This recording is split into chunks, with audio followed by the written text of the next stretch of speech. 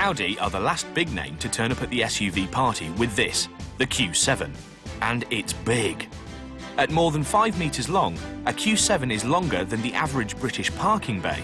And unless you fold the wing mirrors up, it won't fit in a standard British garage. One of the benefits of exterior bigness is interior space. Now, you can have a Q7 as a 5, 6 or a 7-seater, but we've got the 6-seater version here, which means that instead of a centre seat in the middle, we've got a kind of, well, a cubbyhole thing. That is a 5-foot deep boot, which is actually the best in class. The thing you'll notice, though, is this is quite a high load lip to get things into. So if you press this button, the car will kneel on its air suspension so that you can get heavy objects easily into the boot. I'm here in the £48,000 4.2-litre V8, which is great, it's smooth, but doesn't feel particularly fast. It doesn't really matter, because 70% of people are going to end up in the 3-litre diesel, which makes more sense because it's a big and heavy car and it has a lot more torque. Usefully, the diesel is also 10 grand cheaper at £38,000.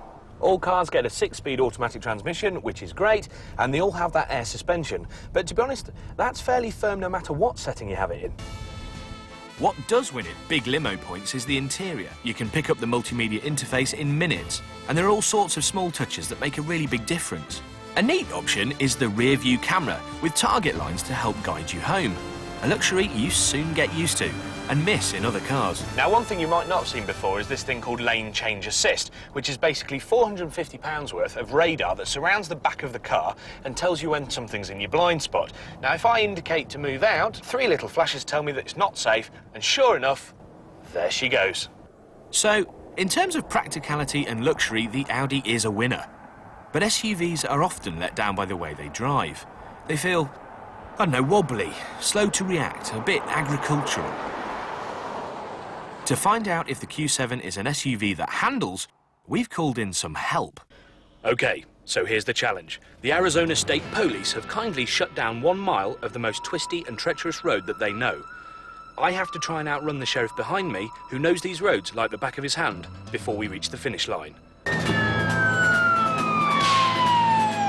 OK, immediately we're feeling the grunt. It's 350 horsepower from this 4.2-litre V8, and we certainly seem to be losing him slightly on the pull away. Audi obviously know what they're doing, but it's not exactly fun. You know, this thing's quite competent, but the steering's not quite there. I just don't feel like I'm enjoying it. OK, there's the mile marker now. I think that's a pretty convincing victory. We're through. And what a relief. A police chase that didn't end in jail.